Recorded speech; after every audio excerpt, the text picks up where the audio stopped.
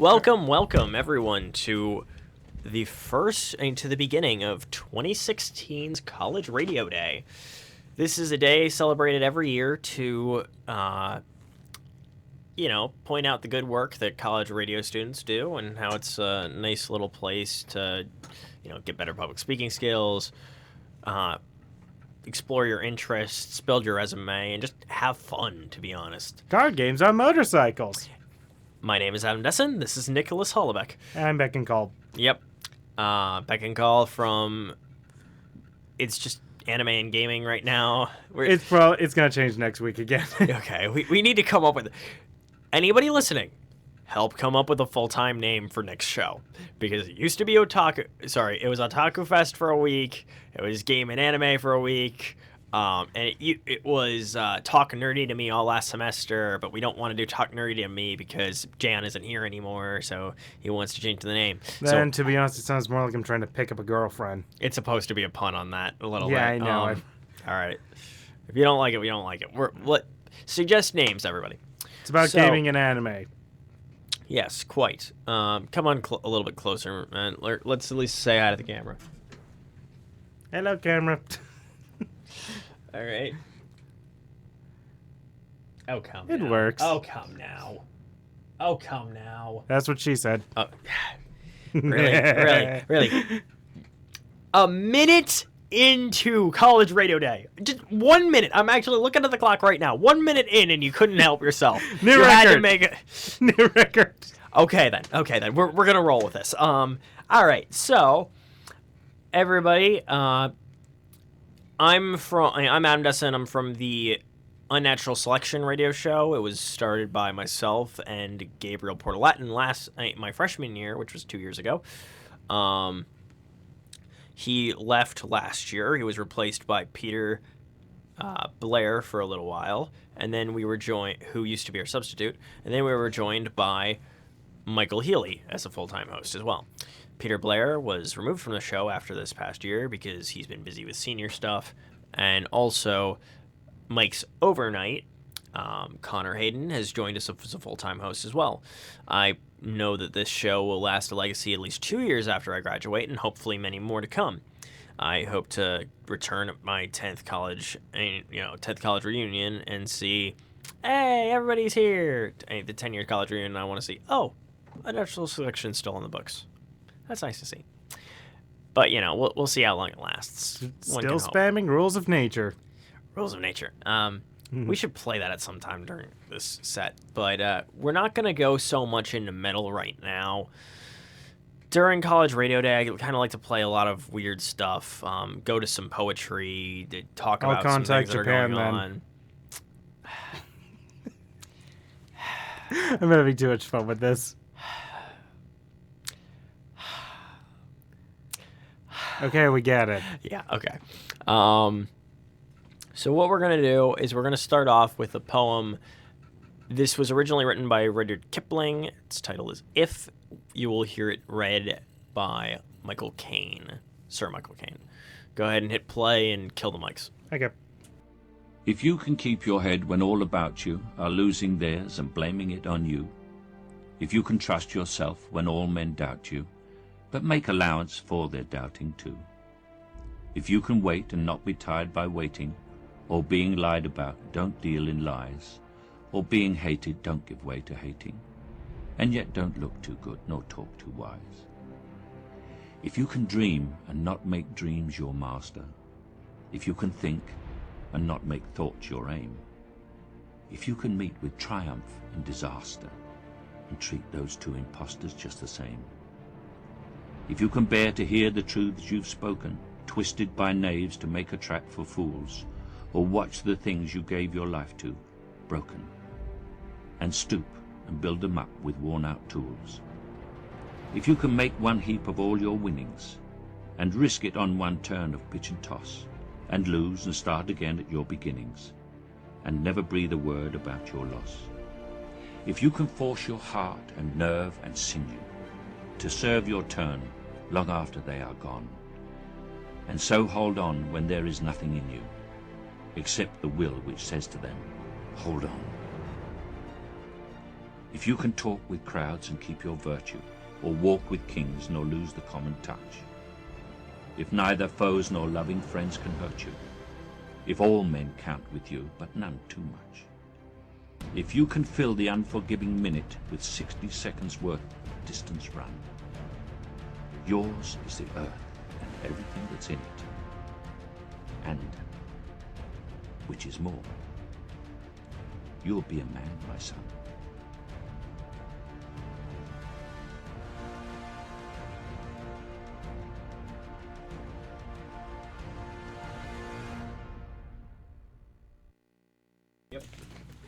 And welcome back.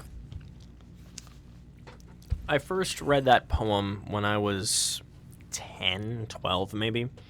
I was at a summer camp when I was a Cub Scout. And there was this nature trail. I went on the nature trail. And at one point on the nature trail, there was this large stone pillar. You heard that too, didn't you? Yeah. A large stone pillar. Better not be an animatronic. I don't see any Freddie Benson anywhere near here. Well, don't worry. We got a code rack. Anyway, I was 10 or 12. There was this large stone pillar, and inscribed on the large stone pillar at Camp Tuckahoe, and yes, that is the name of the camp, Camp Tuckahoe, there was the poem If by Rudyard Kipling. And I've tried to live my life according to that. You know, strive for high ideals, but don't be upset. But, you know, live in reality as well. There's another poem, if you'll look it up. It's Ithaca. Ithaca. And it's being read by Sean Connery. Okay, I think I got it. All right, yeah, that's the one. This one? Yeah, we're gonna go ahead and play this. This is a poem about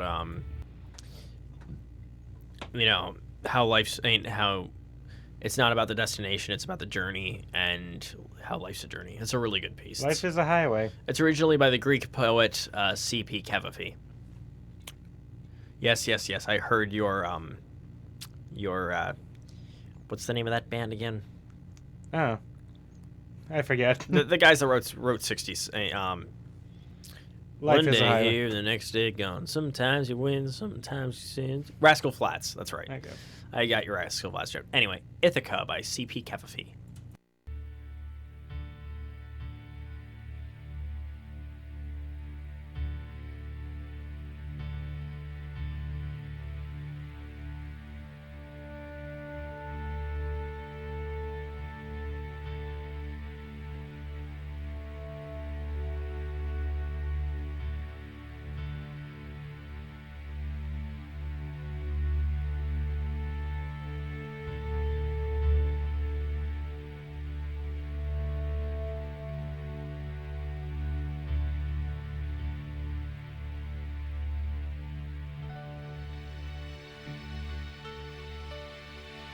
As you set out for Ithaca, hope that your journey is a long one, full of adventure, full of discovery. Lystragonians and Cyclops, angry Poseidon, do not be afraid of them. You'll never find things like that on your way, as long as you keep your thoughts raised high, as long as a rare sensation touches your spirit and your body. Lystragonians and Cyclops, wild Poseidon, you won't encounter them unless you bring them along inside your soul. Unless your soul sets them up in front of you. Hope that your journey is a long one. May there be many summer mornings when with what pleasure, what joy, you come into harbors seen for the first time. May you stop at Phoenician trading stations to buy fine things, mother of pearl, and coral, amber, and ebony, sensual perfume of every kind. As many sensual perfumes as you can. And may you visit many Egyptian cities to learn and learn again from those who know. Keep Ithaca always in your mind. Arriving there is what you're destined for. But do not hurry the journey at all. Better if it lasts for years, so that you are old by the time you reach the island, wealthy with all you have gained on the way, not expecting Ithaca to make you rich. Ithaca gave you the marvelous journey. Without her, you would not have set out. She has nothing left to give you now. And if you find her poor, Ithaca won't have fooled you. Wise as you will have become, so full of experience, you will have understood by then what these Ithacas mean.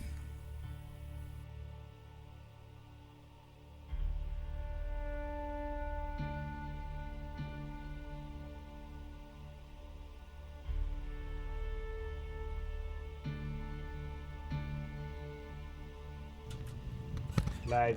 And that was Ithaca by C.P. Cavafy. You can actually get a poster with that one on it from the Zen Pencils website. Basically what that guy does is he takes famous quotes and he illustrates them with comics. Neat. And this one's a pretty darn good one. I've been thinking about getting it for my wall. I might do that as a little Christmas treat for myself. You know what? Moving away from poetry for a little bit. There was this... I don't know how many of you are fans of Carl Sagan, or if any of you are fans of Carl Sagan, or how many of you even know who the heck Carl Sagan is. I'm part of that one. Do you know who Carl Sagan is? No, as in don't know. Okay. Carl Sagan was a very well-respected physicist, astronomer, Well, that explains why I don't know him. really good scientist. He ran the show called Nova for a while. Or, sorry, no, not Nova. That was Neil deGrasse Tyson. He ran The Universe. Yeah, The Universe. Or was it? Let me double check this. I don't want to screw up. Ooh, a phone. That's my phone. That's my phone. Let me double check these things because I don't want to make a mistake. Carl Sagan, host of Cosmos. Sorry. So many space shows. I got a little confused on which one. No, I think of an android when I first heard Cosmos. He hosted Cosmos, which some of you might realize is now hosted by Neil deGrasse Tyson. Well, interesting thing, Neil deGrasse Tyson was a PhD student, right? And he wrote to Carl Sagan inquiring about a job at NASA.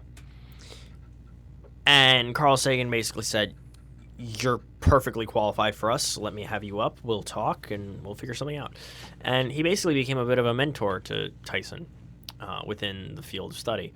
And just recently, Tyson started hosting the show Cosmos again, kind of in honor of his fallen mentor. Well, if you look this up, there's a piece, there's a work by Carl Sagan called Pale Blue Dot. Excuse me. And what it is, yeah, that's the one, it's a speech based off of a little image that came out. So one of our telescopes produced a photograph of the Earth from quite a distance away. We take up about a pixel on this photograph. From this distance, you can actually see it. It's basically a pixel. It's a small pale blue pixel. And what he does is he mentions just how humbling it is to see us from that distance. How it puts everything in perspective. It makes you rethink all of history and all of time. It's a really, really interesting piece, and I hope. And an underclassman at a person who was about a year below me at my high school, actually read this as for a speech festival and got pretty good applause for it because his voice sounds quite similar to Sagan's, so he did a good job. Go ahead and play. From this distant vantage point, the Earth might not seem of any particular interest. But for us, it's different. Consider again that dot. That's here. That's home. That's us. On it, everyone you love, everyone you know, everyone you ever heard of, every human being who ever was, lived out their lives. The aggregate of our joy and suffering, thousands of confident religions, ideologies, and economic doctrines, every hunter and forager, every hero and coward, every creator and destroyer of civilization, every king and peasant, every young couple in love, every mother and father, hopeful child, inventor and explorer, every teacher of morals, every corrupt politician, every superstar, every supreme leader, every saint and sinner in the history of our species lived there, on the mote of dust, suspended in a sunbeam. The Earth is a very small stage in a vast cosmic arena. Think of the rivers of blood spilled by all those generals and emperors, so that in glory and triumph they could become the momentary masters of a fraction of a dot. Think of the endless cruelties visited by the inhabitants of one corner of this pixel on the scarcely distinguishable inhabitants of some other corner. How frequent their misunderstandings, how eager they are to kill one another, how fervent their hatreds. Our posturings, our imagined self-importance, the delusion that we have some privileged position in the universe, are challenged by this point of pale light. Our planet is a lonely speck in the great enveloping cosmic dark. In our obscurity, in all this vastness, there is no hint that help will come from elsewhere to save us from ourselves. The Earth is the only world known so far to harbor life. There is nowhere else, at least in the near future, to which our species could migrate. Visit? Yes. Settle? Not yet. Like it or not, for the moment, the Earth is where we make our stand. It has been said that astronomy is a humbling and character-building experience. There is perhaps no better demonstration of the folly of human conceits than this distant image of our tiny world. To me, it underscores our responsibility to deal more kindly with one another and to preserve and cherish the pale blue dot, the only home we've ever known.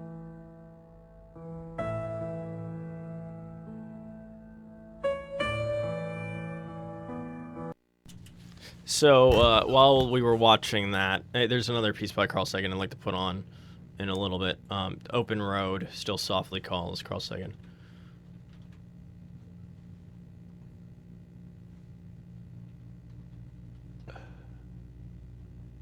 Yeah.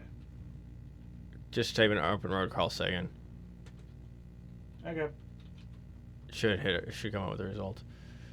Pale blue dot? The Open Road, that might be the one. This one? We humans are capable of greatness. That's the one. Oh. Yeah. Pause 6 minutes. Pause it. But while we were watching Pale Blue Dot, Nick made an observation, and that is, there's got to be life out there. It's too illogical that we're the only ones. And he made the comment that, people say, well, if there are aliens out there, why haven't they visited us yet? And he said, what was it you said? Why? I'm pretty sure if they did find us, they can kind of see why they would not want to. Yeah, with the stuff that we do to each other. Yes, humanity is capable of greatness and sympathy and wonder, but we're also capable of pretty horrid stuff, and that would be a reason for them not to interact with us. Oh, sorry, I coughed. And was that an actual real cough, or was that you faking covering something up? Because I couldn't quite tell. I don't know. Just a cough. Okay. But I made the comment, yeah, it's either that or they did interact with us, see pyramids, any number of ancient works that some people believe they had a role in. Now, I don't necessarily buy into the latter idea, but there's an old Calvin and Hobbes strip which illustrates what Nick had previously said. Galvin says, sometimes I think the surest sign that intelligent life exists in the universe is that it hasn't tried to contact us. Well, without further ado, Carl Sagan, humans are capable of greatness.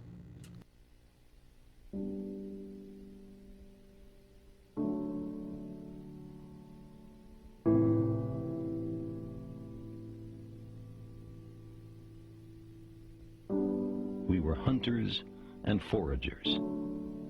The frontier was everywhere. We were bounded only by the earth and the ocean and the sky. The open road still softly calls. Our little terraqueous globe is the madhouse of those 100,000 millions of worlds. We who cannot even put our own planetary home in order, riven with rivalries and hatreds, are we to venture out into space? By the time we're ready to settle even the nearest other planetary systems, we will have changed. The simple passage of so many generations will have changed us. Necessity will have changed us. We're an adaptable species. It will not be we who reach Alpha Centauri and the other nearby stars. It will be a species very like us, but with more of our strengths and fewer of our weaknesses. More confident, far-seeing, capable, and prudent. For all our failings, despite our limitations and fallibilities, we humans are capable of greatness. What new wonders undreamt of in our time will we have wrought in another generation and another? How far will our nomadic species have wandered by the end of the next century and the next millennium? Our remote descendants, safely arrayed on many worlds through the solar system and beyond, will be unified by their common heritage, by their regard for their home planet, and by the knowledge that whatever other life may be, the only humans in all the universe come from Earth. They will gaze up and strain to find the blue dot in their skies. They will marvel at how vulnerable the repository of all our potential once was, how perilous our infancy, how humble our beginnings, how many rivers we had to cross before we found our way.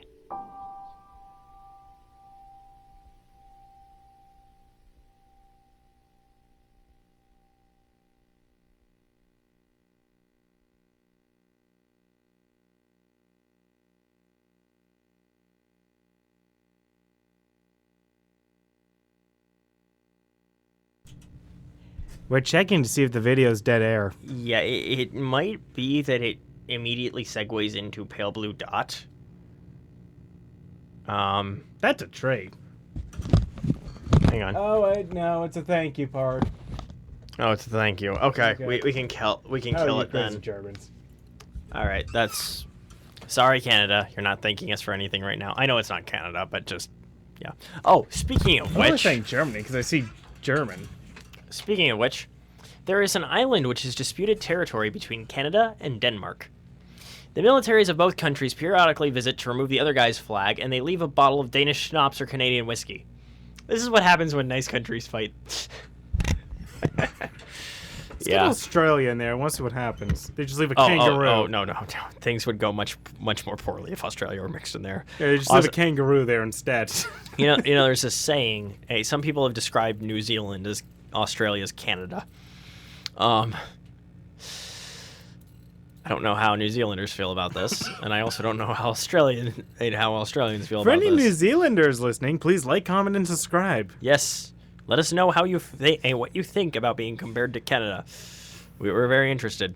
Also, let us know how the heck you came to find this, because something has gone either horribly, horribly wrong or horribly, horribly right if we now have people listening to us from New Zealand.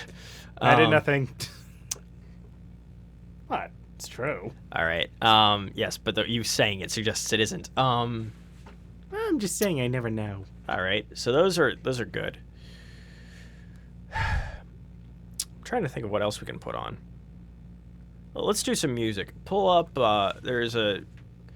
This song was the first. It was kind of the beginning of the outlaw movement in country. There's a track called "Sunday Morning Coming Down."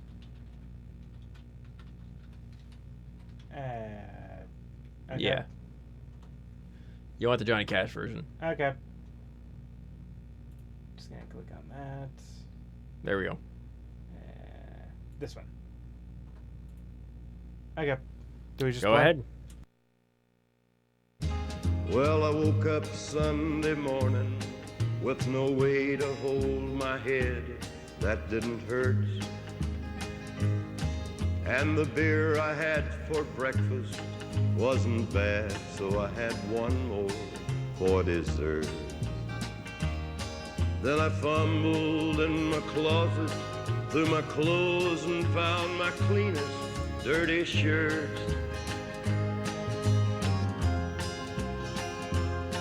Then I washed my face and combed my hair and stumbled down the stairs to meet the day. I'd smoked my mind the night before with cigarettes and songs I'd been picking.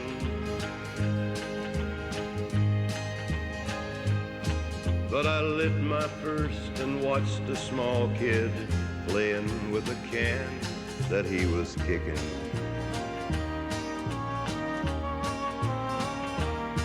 Then I walked across the street and caught the Sunday smell of someone's frying chicken. And Lord, it took me back to something that I lost somewhere, somehow along the way. On a Sunday morning sidewalk, I'm wishing, Lord, that I was stoned. 'Cause there's something in a Sunday that makes a body feel alone. And there's nothing short of dying that's half as lonesome as the sound of the sleeping city sidewalk and Sunday morning coming down. In the park I saw a daddy with a laughing little girl that he was swinging. And I stopped beside a Sunday school and listened to the songs they were singing. Then I headed down the street, and somewhere far away a lonely bell was ringing. And it echoed through the canyons like a disappearing dreams of yesterday. the Sunday morning sidewalk. I'm wishing, Lord, that I was stoned, 'cause there's something in a Sunday that makes a body feel alone. And there's nothing short of dying that's half as lonesome as the sound of the sleeping city sidewalk. And Sunday morning coming down.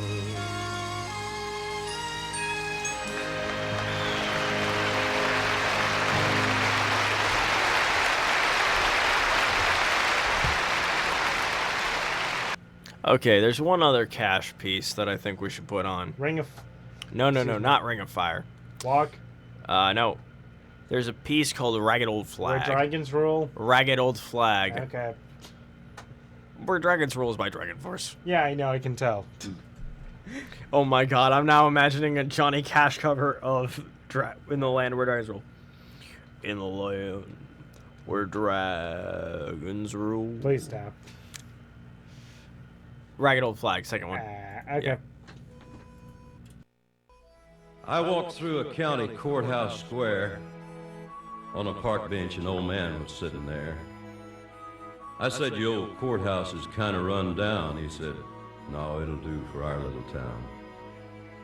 I said, "Your old flagpole is leaned a little bit, and that's a ragged old flag you got hanging on it." He said, "Have a seat," and I sat down. "Is this the first time you've been to our little town?" I said, "I think it is." He said, "I don't like to brag, but we're kind of proud of that ragged old flag.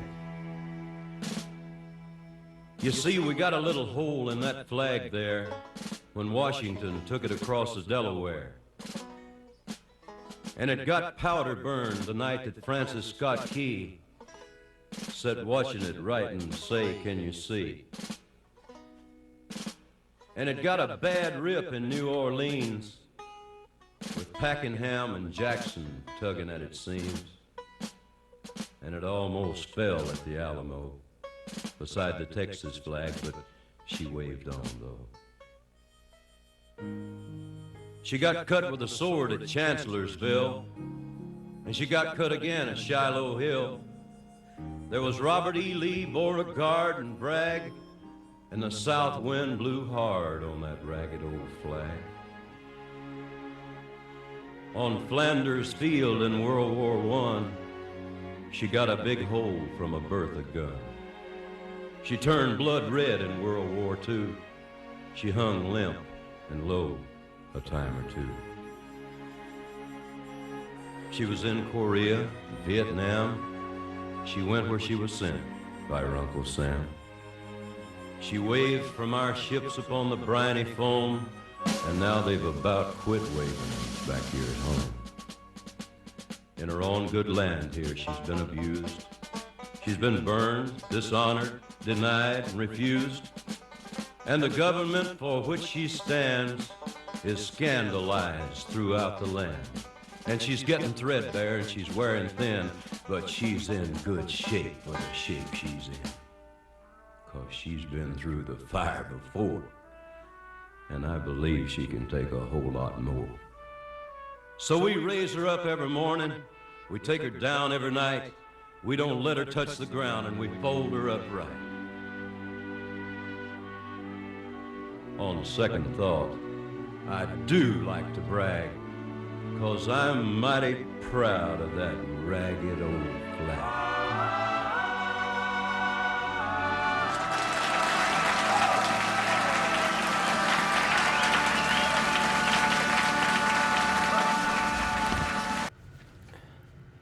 Welcome back, everybody.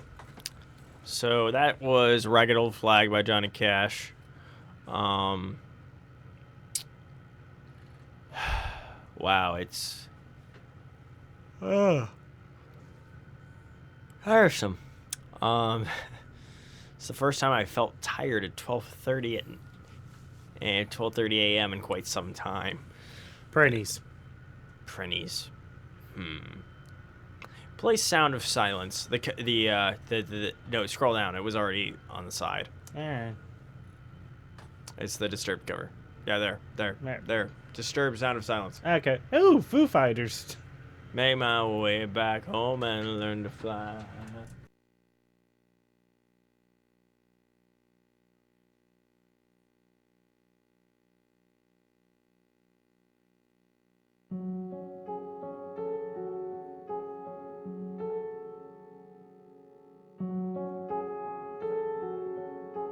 Hello, darkness, my old friend.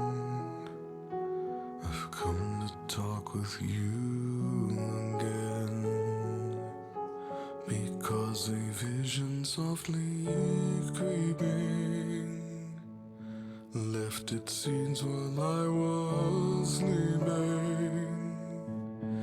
And the vision that was planted in my brain still remains within the sound of silence. In restless dreams I walked alone, narrow streets of cobblestone, neath the halo of a street lamp. I turned my collar to the cold and damp. When my eyes were stabbed by the flash of a neon light that split the night and touched the sound of silence. And in the naked light I saw 10,000 people, maybe more. People talking without speaking. People hearing without listening. People writing songs and voices never shared. And no one dared disturb the sound of silence. Fool said I, you do not know. Silence like a cancer grows. Hear my words and I might teach you. Take my arms and I might reach you. But my words, like silent raindrops, fell and echoed in the wells of silence. And the people bowed and prayed to the neon god they made. And the sign flashed out its warning, and the words that it was forming. And the sign said the words of the prophets are written on the subway walls and tenement halls, and whispered in the sound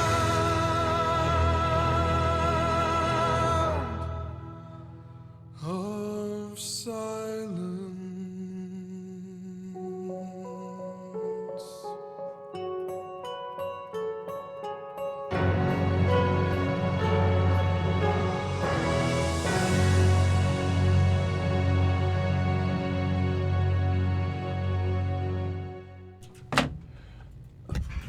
Welcome back, everybody.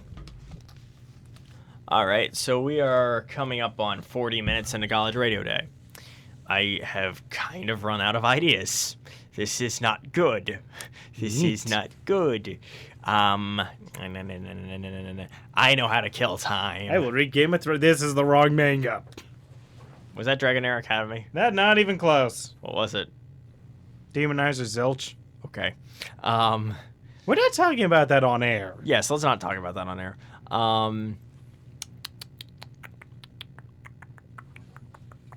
No, there's the right one. All right. Here's what we'll do.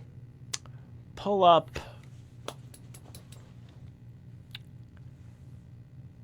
Achilles, Agony and Ecstasy in 8 parts. How do you spell Achilles? Achilles.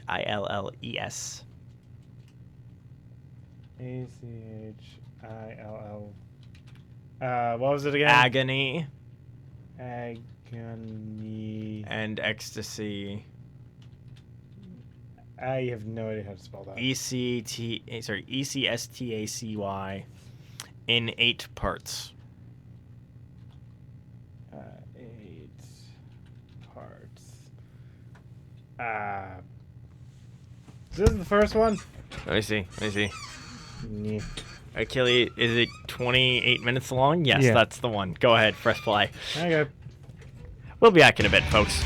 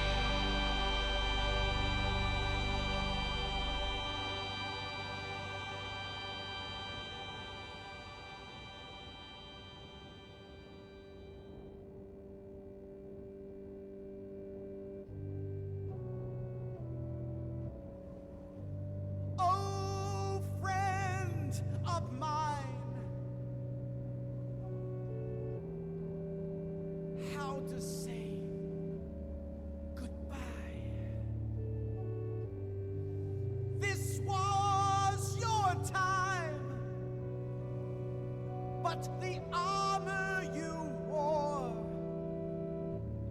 was mine. I will not rest until Hector's blood is spilled. His bones will all be broken, dragged across the field. This, dear friend, is how we'll say goodbye until we meet in the sky.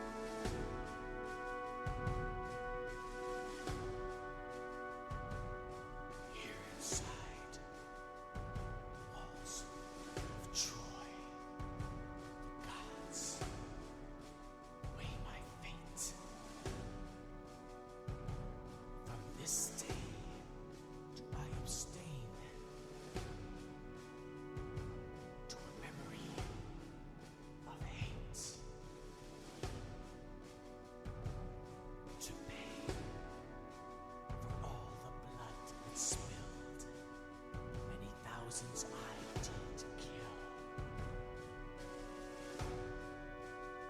No walls can contain the gods' almighty will. I hear the silent voices. I cannot hide. The gods leave no choices.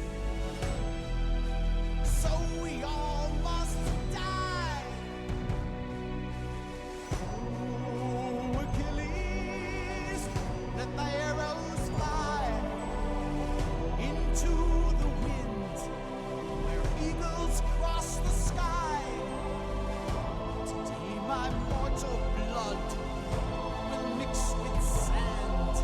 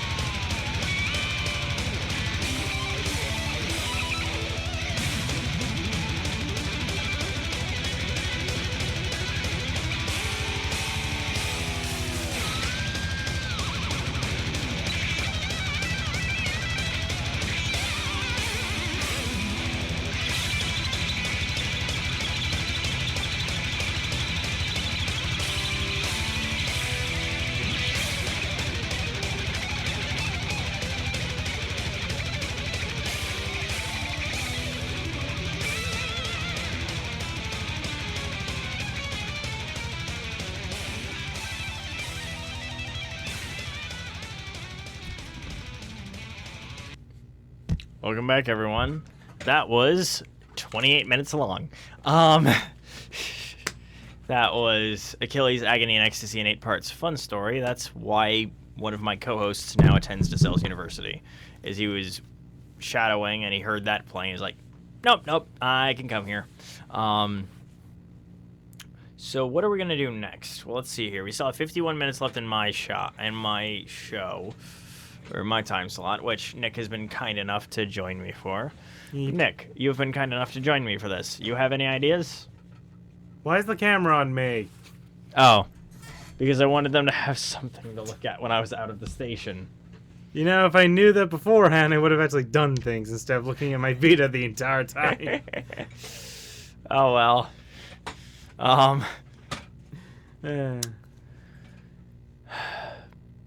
You know what? Put on Metal Machine. You know, my own account, for those of you wondering what I was doing in my Vita, I was creating a character in God's Eater 2. It's a metal machine. It's after midnight and it's Sabin. Yeah, Sabaton. And then we'll play Metal Crew, and then we'll play Metal.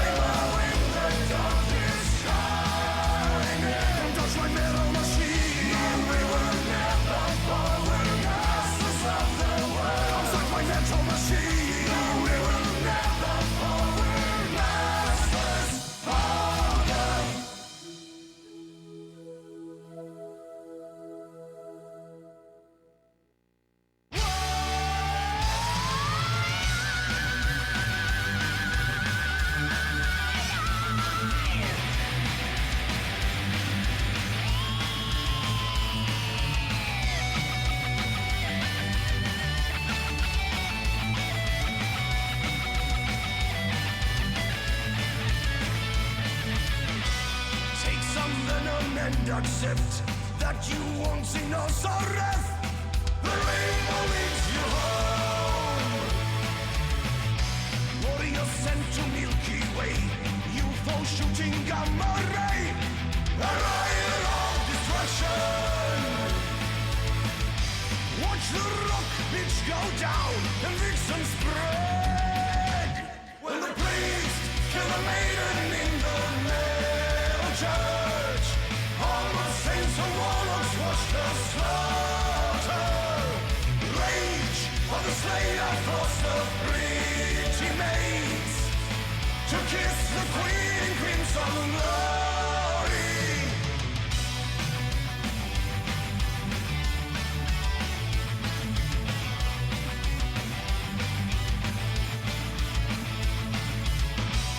You were born a motorhead, bikes in flames you race ahead.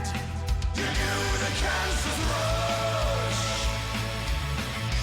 racing with the motley crew, emulator chasing you with guns and burning roses. Status quo has been reached, was unleashed. When the priest kill a maiden in the metal church, all of saints and warlocks watch the slaughter. Rage of the slayer across the bleeding maids to kiss the queen in crimson glory.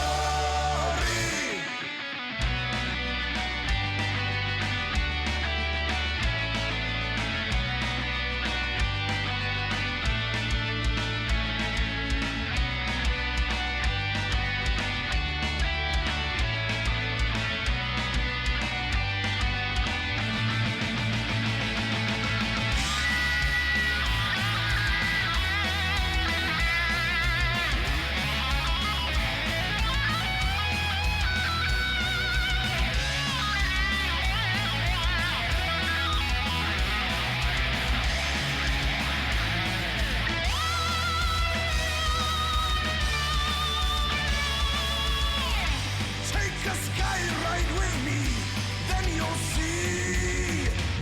When the priest kill a maiden in the metal church, all the saints and warlocks watch the slaughter.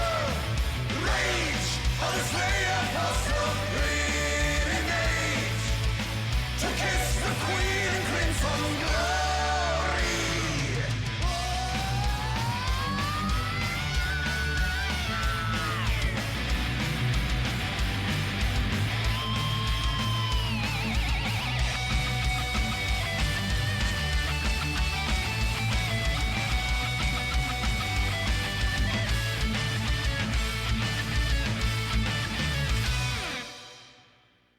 It is.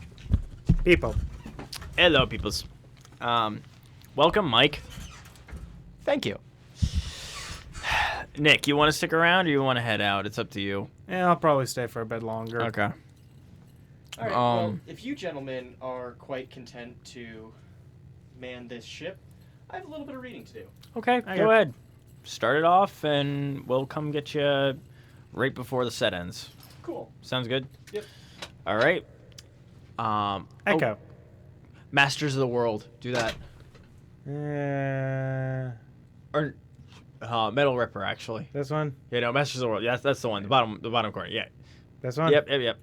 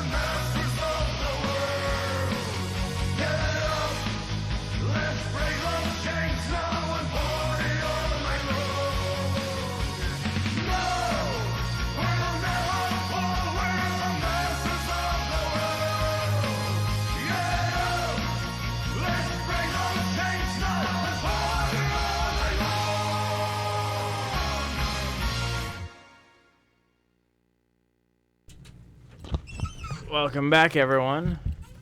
So that was some Sabaton.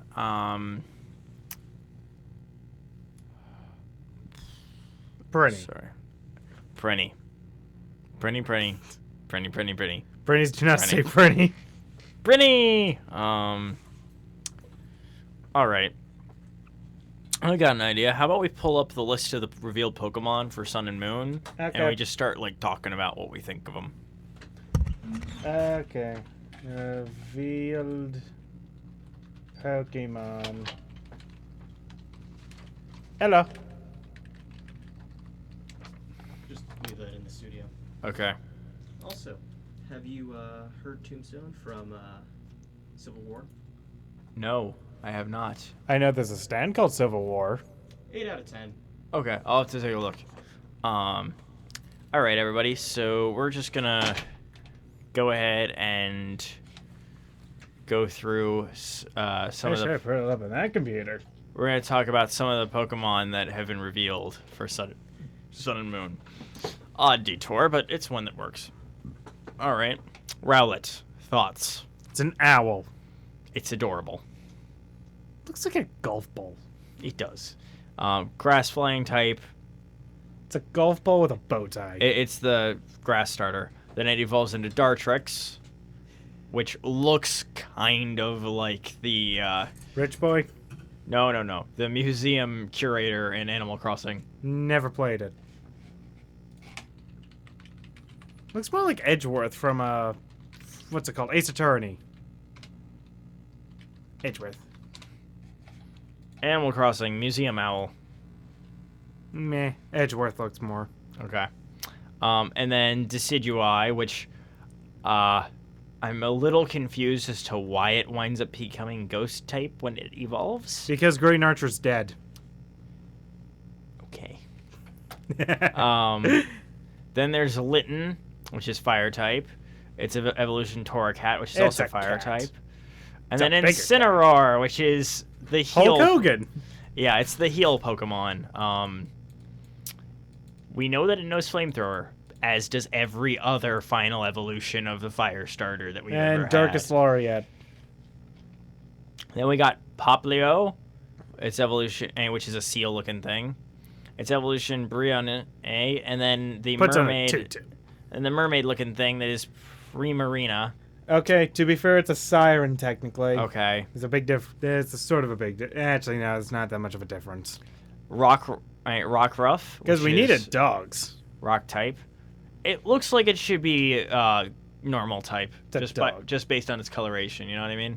No, I can see a bit of rock. I'm in not. there. I'm not surprised that it's rock. Okay, actually, looking at its collar, that makes more sense. Yeah. Its evolution, however, looks a little bit less so. Well, yeah, the evolution depends on which version you have. If you have Yeah. Sun, you'll have the top one, which is the normal wolf-looking one. And then its other one is Werewolf. Werewolf, which is the midnight form.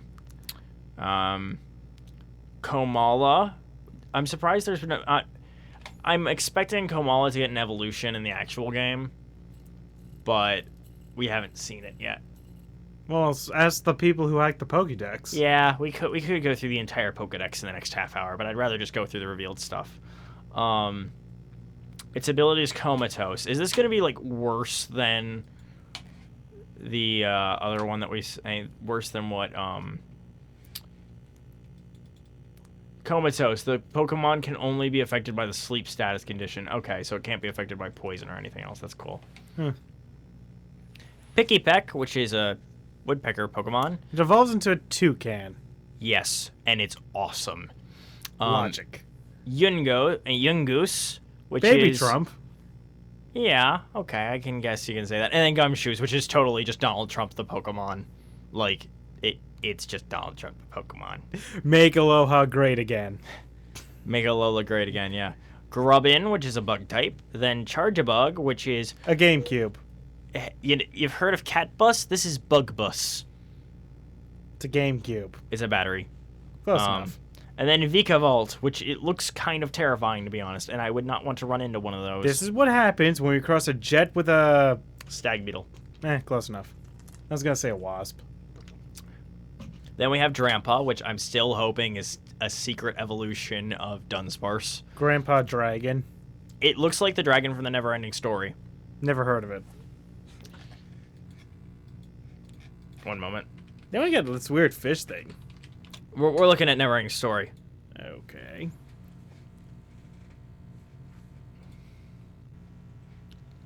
It looks like Falcor. What's a Falcor? The dragon from the Neverending Story. I'm pulling up images right now. Yeah, I can see that. You see what I mean? No. Okay, fine. Bruxish, which is the Gnash Teeth Pokemon. It's a fish hit with the ugly stick. Yeah. That fish got dressed in the dark. There's Cutie Fly, which is kind of funny that they kind of reference back to Beauty Fly. It's a fairy. Oh man, somebody's gonna make a web comic that's Beauty Fly and Cutie Fly. I just know it's gonna be a thing. Isn't everything like that now these days? Rihambi is its evolution. Sonic. Togedamaru. It's the Pikachu / Sonic. Paraskew / Sonic. Emolga type for this gen. It's electric and steel, and one of them might be going on my team. Selendit, which is poison fire type.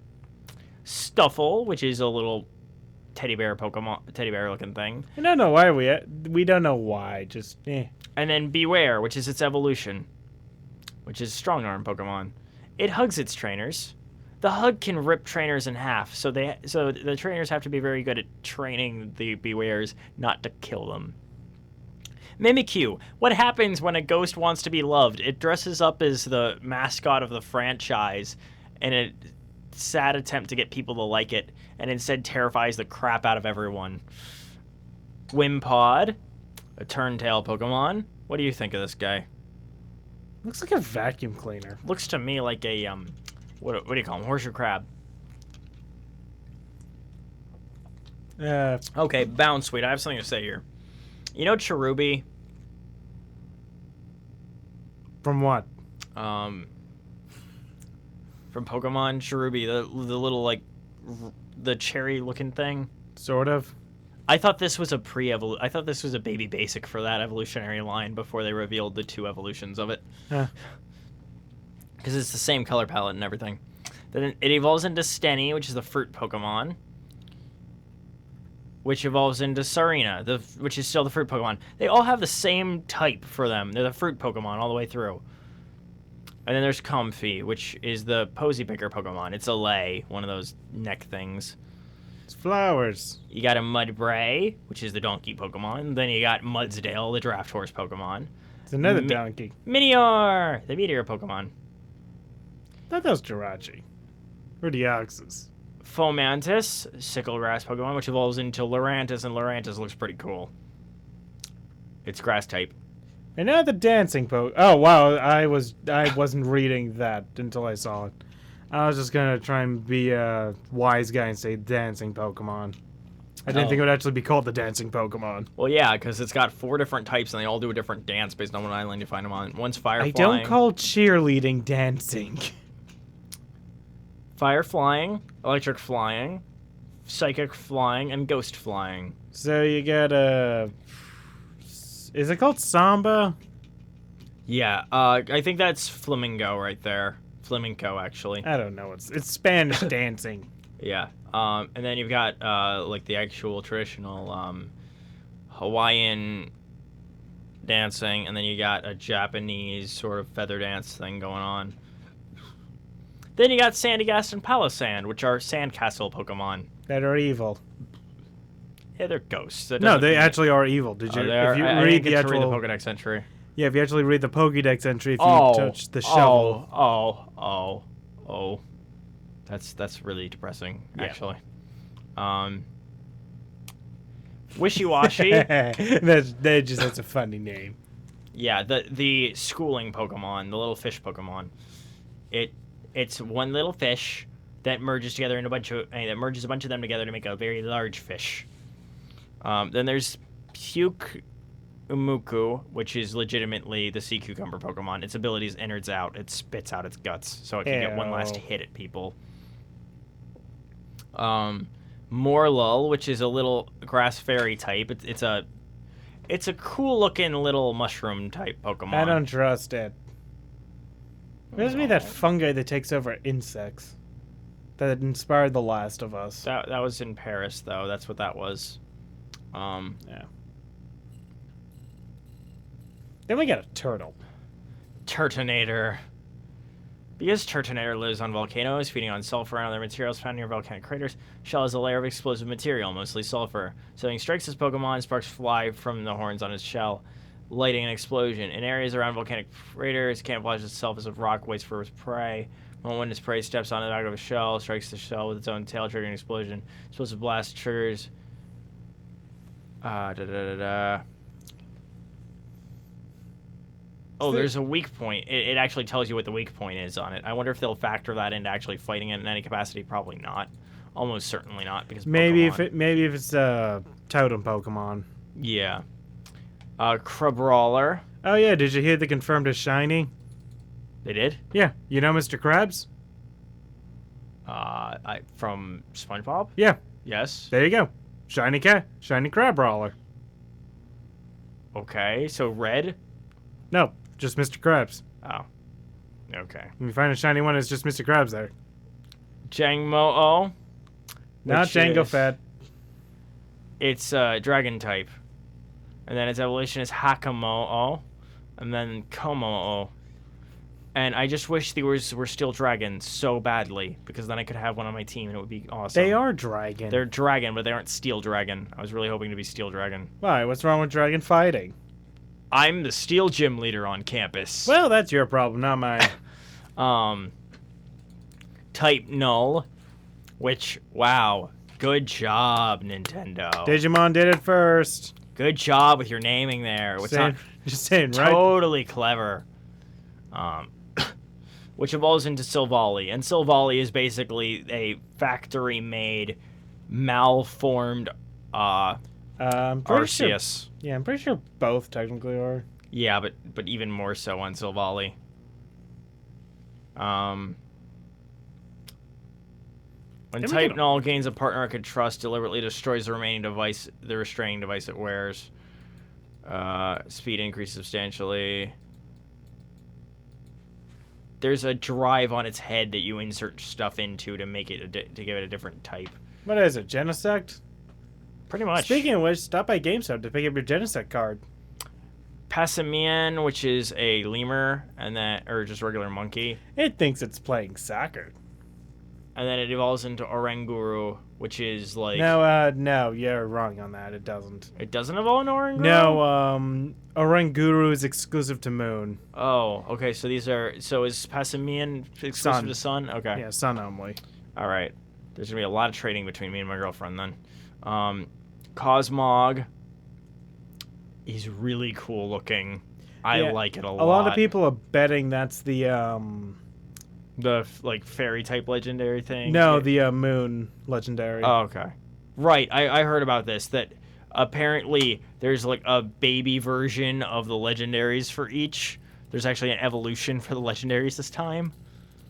Don't know why. Just because. Because why not? That's a Pokemon. There's question mark. Because of course there's something that they didn't actually give a name for. Looks like Aloha Gloom, to be honest.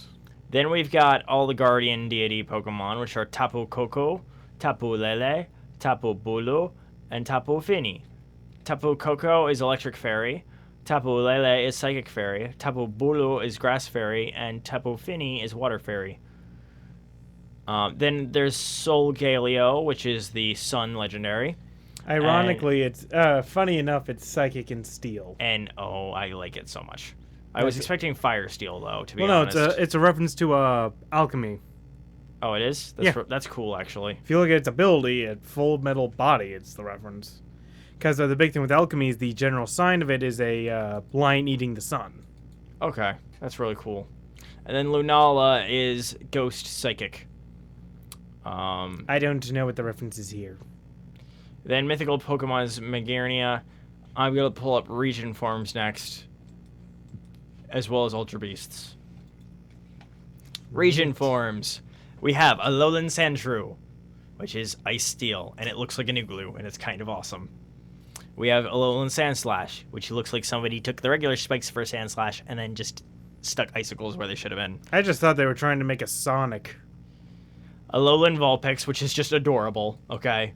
And Alolan Ninetales. Oh, we should say, so Alolan Sandshrew and Sandslash are Ice Steel, Alolan Vulpix is Ice, and then its evolution, Alolan Ninetales, is Ice Fairy. Which Alolan makes Executor sense. is a Dragon Grass Pokemon. Still more dragon than Charizard. It's true. You're right. It doesn't make me any less upset. Take that, Charizard. Alolan Meowth is Dark type. Alolan Persian is Dark type and looks like it looks like Garfield's nephew. Nah, I think it's just Garfield with a tan. Look up Garfield's nephew. No, thanks. Oh, you mean normal? Yeah, it looks like normal. Then we get to my favorite, Alolan Marowak, which is Fire Ghost type and looks kick ass. Cursed body. It's swinging around one of those like torch things, but it's a bone and it's got ghost fire on each side. It's so cool looking. I can see for myself. I'm telling the audience. Just saying. Alolan You have to Raichu. make the commentary. Alolan Raichu is Psychic Electric. We don't know why, but for whatever reason, it's surfing on its tail. Yeah, Alolan Rattata, which is Dark Normal, and It's Alolan French. Alolan Raticate, which is Dark Normal. Also French. That one might be Italian. It's French-Italian. Also, fun fact, a lot of people speculate that Aloha Raticate is a reference to Ratatouille. Yeah. AKA see the Pokédex entry. Unlike ordinary Rattata, urban areas Rattata are Alolan Rattata's main area. Sorry, urban areas are Alolan Rattata's main habitat. They are nocturnal, live in nests of several dozen. Alolan Rattata have an excellent aptitude for sipping out I delicious said Raticate. Oh. Diet of Siren Calorie. They become hefty. Only fresh fruits and high-class ingredients. Certain top-notch restaurant takes advantage of Alola and eradicates taste buds by bringing it along when choosing ingredients to buy and having it taste out new dishes. Okay, yeah, they totally just did a Ratatouille reference there, and I love it. There's Alolan Grimer, which is Poison Dark, and its evolution, Alolan Muck. And then we got Alolan Dugtrio, which is what happens when you put 3 female blonde wigs on Dugtrio. Killed with fire. Yeah, okay, that's all we've got so far. And then there's the Ultra Beasts, which are weird but cool. UB01. It's a jellyfish. It's a glass jellyfish. UB02, which is like a kick. We're pretty sure it's in the wrong series, seeing how it looks more like a stand from JoJo. Is it a lobster? Is it a mosquito? It's a lobster. No, it's a mosquito. But like I said, it looks like it's from freaking JoJo's Bizarre Adventure. And then there's Beauty, which is a what is a copepod. What now? Copepod. Look. Anyway, UB2, Beauty, and Absorption are also unique to their It's a copepod. Okay. Moving on. Actually, I think they're all variations on copepods. Well, you're the one looking up that stuff. Well, yeah. Okay. Not listed here is in the special demo version where you can get a free Ash Greninja. Yes. Ash Greninja. Alolan Shinies.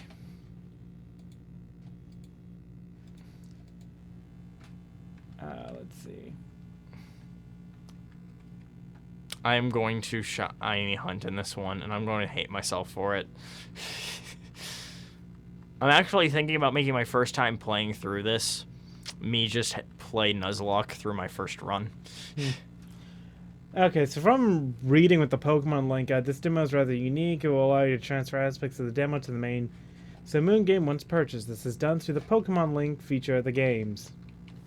So yeah, if you want that Ash Greninja, make sure you send it. Of course, you'll also get free money. All right. Can I count on you to drive me that midnight when this releases to that GameStop? Because I'm not going to be able to get a ride from anybody else. If it's midnight, or is it open midnight? Yeah, GameStop opens for midnight releases. All right, fine. All right. I'll pay you for gas. Okay. I'm just trying to see if there's like okay. I'm trying to figure out how they're gonna do shinies for these. I don't know. Well, anyway, unique thing about the Ash Greninja is the Battle Bond ability. I'm looking for it. Okay. Changes form when Pokemon knocks out an opponent. For what? Battle Bond. Oh, okay. It's very basic. Yeah. All right. So what do we do now? Because we did that, and I thought that was going to take longer than it did. Well, to be fair, you asked. I did ask. I trust you. I'm just gonna keeping on with the.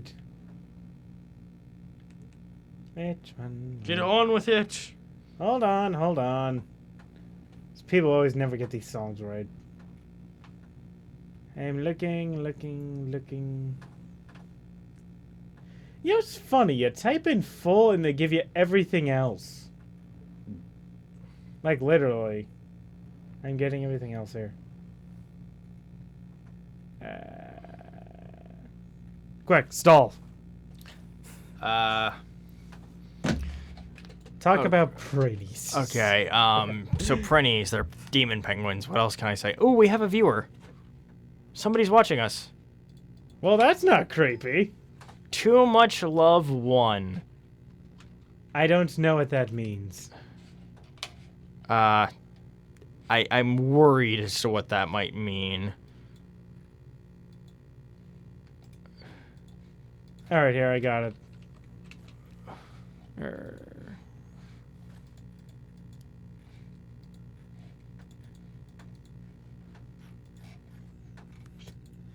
What does that mean? I don't know what that means. Is that code for something? It's code for I really hope that this site has some more strict rules about who all can be on than it might. So we'll see. So am I allowed to put on JoJo? Sure, go ahead and put on JoJo. All right. Kill the mics.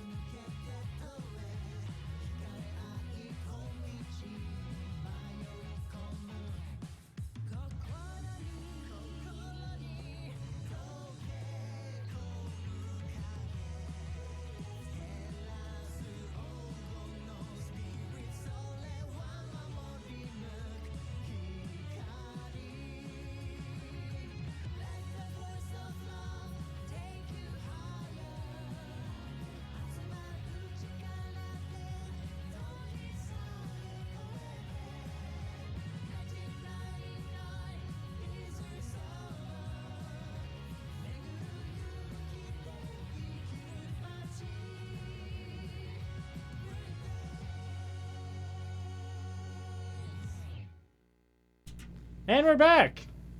Yep. No, like we'll be here for long.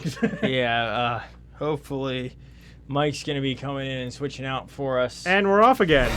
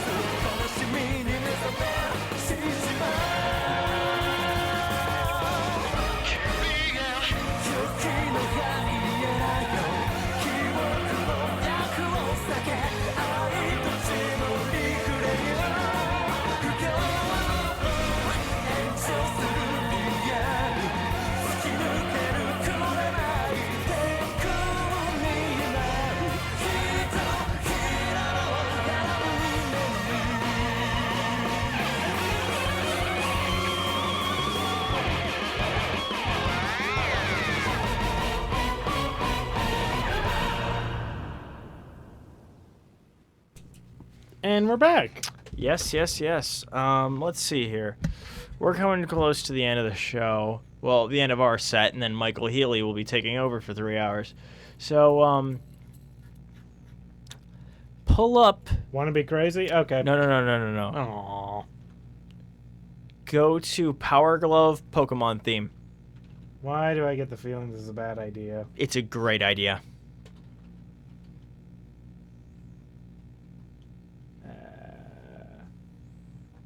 Which one? Let me. Second one. This one? Yep.